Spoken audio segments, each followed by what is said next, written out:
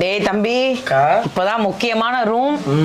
இந்த நம்மளுடைய ஈஸ்பால இந்த ரூம் மட்டும் புக் பண்ணா மட்டும்தான் கிடைக்கும். ஏன்னா இது கோல்டு ரூம்ங்க, ஃபுல்லா கோல்டு மாதிரியே இருக்கும். நான் கூட கோல்டு ஒரே ஓல்டா இருக்குன்னு நினைச்சேன்.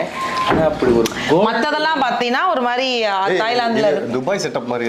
துபாய் செட்டப் துபாய்ல இருக்கிற மாதிரி. ஆமா.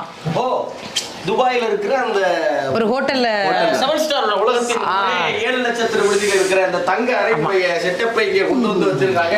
அப்படி வந்து தாய்லாந்து மட்டும் கிடையாது, துபாய் போறதுக்கு பதிலா இங்க வரலாம். ஆனா என்ன நமக்கு ஒரு பெரிய மைனஸ், நான் இது ஆல்ரெடி புக் ஆயிருச்சு.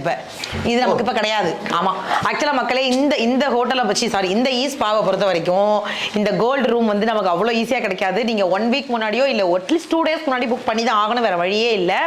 இந்த நம்ம ஒரு குகை பார்த்தோம்ல, இப்ப குகை பார்த்துட்டு வரும்போது இது ஒரு மாதிரி ஜாலியா இருக்குடா. பேசாம இது நம்ம கோல்டு ரூம்ல பாத்ரூம்லாம் கோல்டுல இருக்கு. பாத்ரூம் கோல்டுல இருக்கு. நீ என்ன கோல்டுலயா போற? இல்ல மக்களே இங்க வாங்க, பாத்ரூம் பாருங்க. பாவிகளா, இத பார்த்தாலே வராது. பார்த்தா மனசு. ஸோ இங்கே வந்து பார்த்தீங்கன்னா சும்மா உட்காந்து குளிக்கிற மாதிரி ஒரு இடம். இது ஃபுல்லாக இந்த ஹேண்ட் வாஷ் பண்ணுறது கூட கோல்டு கலரில் இருக்குப்பா.